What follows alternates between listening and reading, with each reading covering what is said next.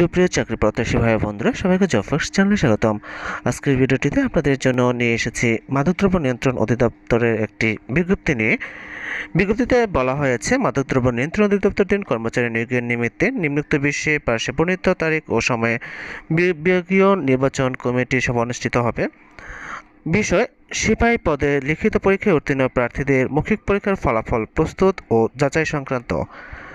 সভার তারিখ 16/4/2024 এবং 17/4/2024। সময় প্রতিদিন সকাল 9টা হতে। উক্ত অনুষ্ঠেয় সভায় একজন উপযুক্ত প্রতিনিধি প্রেরণ করার জন্য মহোদয় বরাবর নির্দেশক্রমে অনুরোধ করা হলো। আর এই সভায় হয়তোবা সিপাহী পদের মৌখিক পরীক্ষার ফলাফলের তারিখ ঘোষিত হতে পারে।